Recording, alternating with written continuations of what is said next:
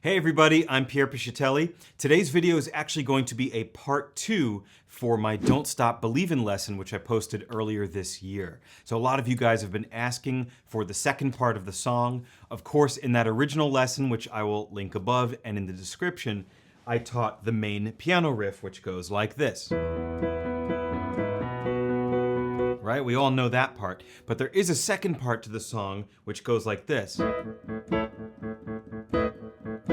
I guess I would call that the pre-chorus and the chorus, or maybe just the chorus, but that's the other 50% of the song that you have to learn. So that's what this video is going to cover. And yes, I'm going to keep my promise and make sheet music available for this lesson on musicnotes.com. This is the very first time that I'm doing this, so I'm really excited. But of course, YouTube is free. My lessons and videos will always be free unless anything major changes.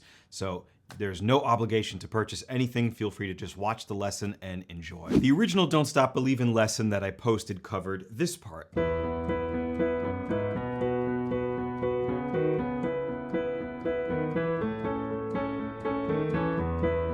So if you don't know that part yet, go watch that video and learn it, because this will be useless if you don't know that part. So let's talk about the new stuff. Let me play it for you. After you play through that classic intro and verse chord progression, which is played on the piano, of course, you are going to do this.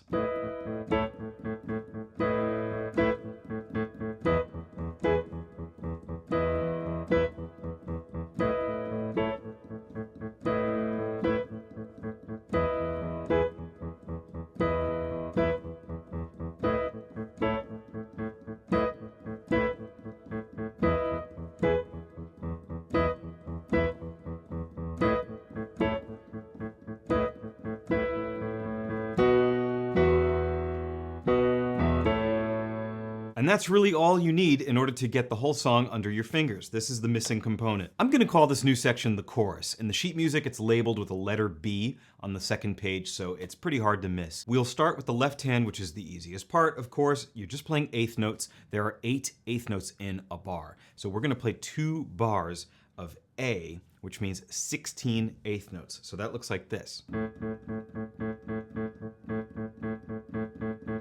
You could do this a couple of ways. You could hold the pedal, but I think it's better to kind of just stab them in a staccato fashion like this. So that's 2 bars, 16 times. Do the same thing now with the note E. So don't pick up your hand and move it, because A and E are close together. So just use different fingers, which allow you to stay in one position. In this case, I played A with the thumb. Thus, my 4th finger is kind of right over E. For you, it might be the 3rd or the pinky, but you know what I mean. Stay in one place and don't use one chopstick and move around. That doesn't make any sense. So now, same thing on E, like I said, 2 bars, 16 times. We're gonna do that whole thing again, 16 A's, 16 E's.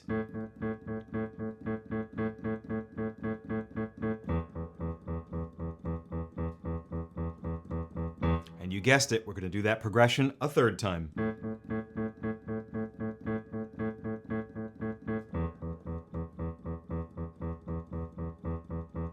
Now we're not gonna do it a 4th time, we're gonna do half of that for the 4th time. So just the A's 16 times.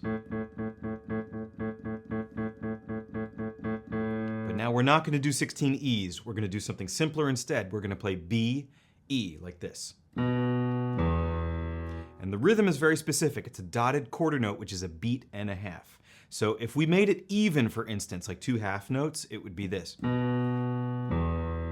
See, it just doesn't have any kick to it. It makes no sense. 1, 2, 1, 2. It should be this. You feel that stab, it's anticipated, right? So a beat and a half,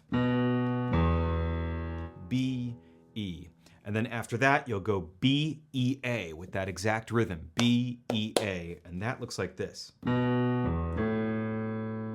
So this whole new part is a little slower.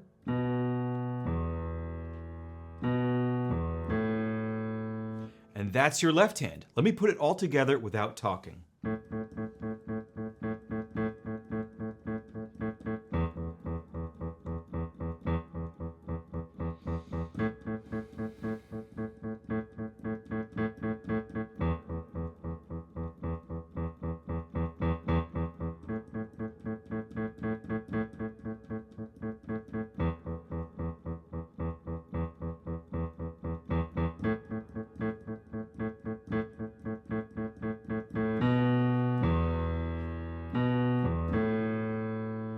Playing these evenly is very difficult, as you can see by my struggle, so I like to accent every fourth note or every eighth note, right? I kind of find one of each group that I can accent in order to anchor myself. It could be every fourth note, every eighth, every 16th, right? 1, 2, 3, 4, 1, 2. Every fourth might be a little extreme, maybe every eighth.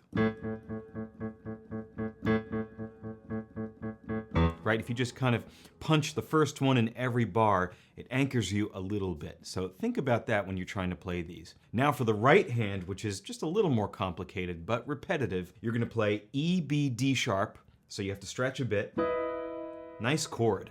It's kind of like an E major 7 without the third, but that won't matter once you add the left hand. Then the whole tonality is different. So we won't even get into it. You just need E, B, and D sharp. I like 1, 3, 5. And then keep the E, but bring the upper two notes down to A and C sharp. See these two available fingers that I have, 2 and 4? I'm going to use them. So you have that, E, A, C sharp, 1, 2, 4. Use different fingers when you can. See that? So 3 and 5, move to 2 and 4.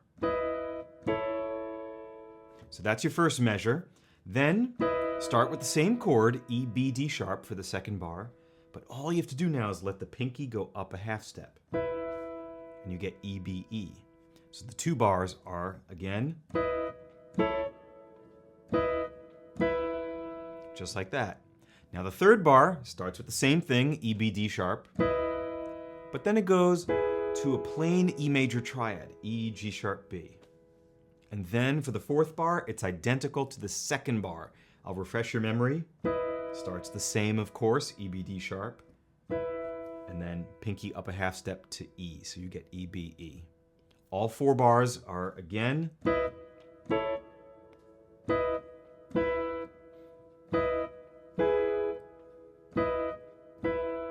that will happen again. All four bars.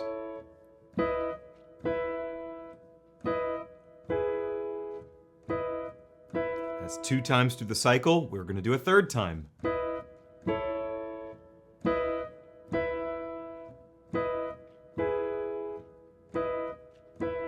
Now the fourth time, like I said before, with the left hand, we're going to do half of this cycle. So E, B, D sharp, E, A, C sharp, same. E, B, D sharp, E, B, E, and now something different in order to accompany the left hand, which, as you might recall, was also different right at this part at the very end. We're going to do F sharp, B, D sharp. I actually would recommend 1, 2, 4 like this. It looks like this. And then you're just going to move the pinky up to E. So use your, well, it's not pinky, it's 4. It's going to move to pinky. I should correct myself. So F sharp, B, D sharp will move to F sharp, B, E. So just one note up a half step. I'll do it again.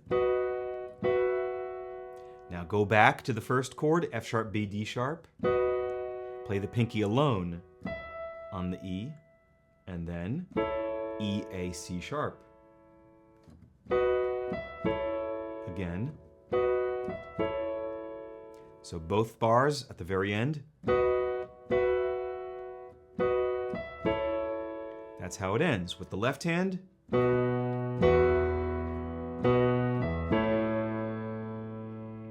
and that's it.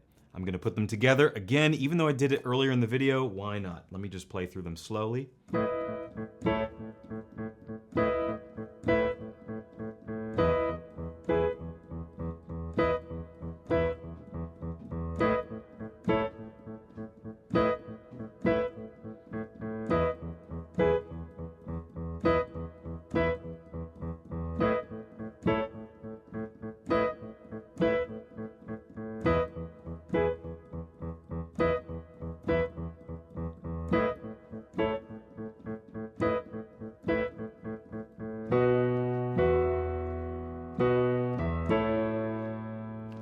And there's your B section, chorus, whatever you want to call it. And then after that, of course, it's going to go back to